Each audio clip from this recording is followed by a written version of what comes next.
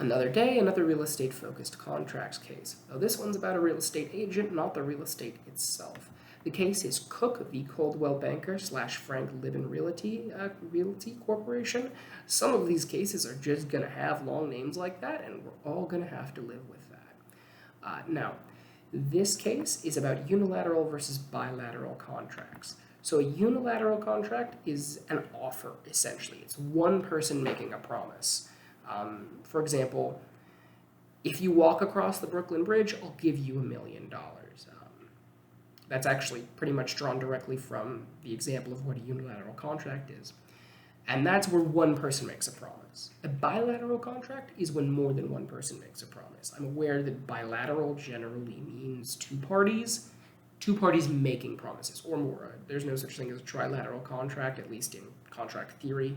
Any contract with multiple people making promises is a bilateral contract. So a bilateral contract would be something like, all right, I would like to sell you my house. Okay, I will give you $1,000. Okay, I agree to that. You're making two promises, right? I'll sell you the house and I'll give you $1,000.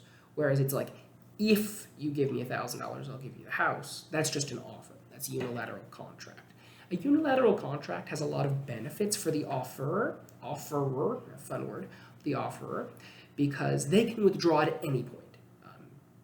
Even if someone has begun consideration, which is performance, which is consideration, the performance of the contract, right? If somebody's halfway across the Brooklyn Bridge, that contract can be withdrawn.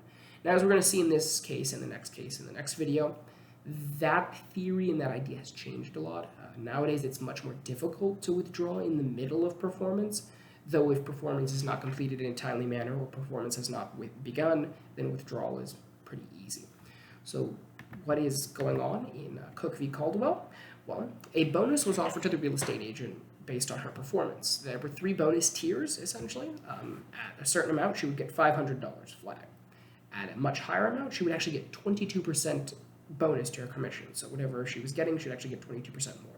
And over a certain more amount, she would get 30% instead of that 22%.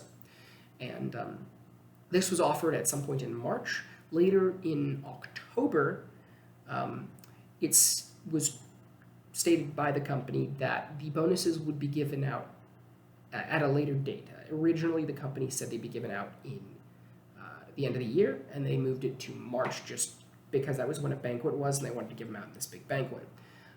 It was not about their inability to pay out the bonuses, and that could have been relevant, but it isn't in this case. And so they give her the $500 when she reaches the first bonus tier because it was agreed when the bonuses were announced that those would be given out immediately, the $500 bonuses, but the rest of the bonuses would be paid later. And they then argue during this case because after they give her the $500, she eventually leaves the company and she doesn't get her bonus, even though she earned it. And they say, well, for one, she never accepted our offer and she offered no consideration. So what is consideration? Just in case we're unaware, consideration is when two parties trade a thing. That can be promises, that can be physical stuff, right?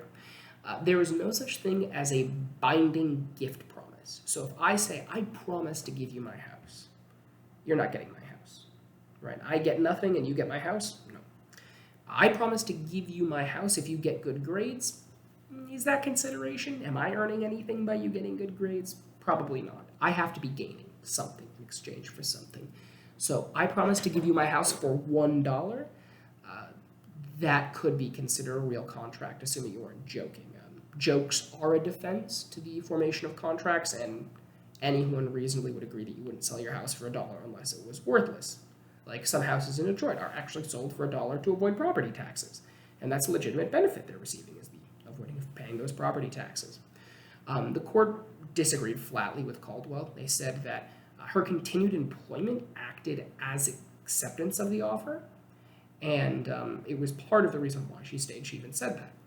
And that they were giving consideration. Her performance as an employee may have been affected, and her continued employment may have been contingent on the fairly large bonus, which ultimately ended up being about $15,000. And so they were forced to pay out to Mrs. Cook. All right. Have a good one.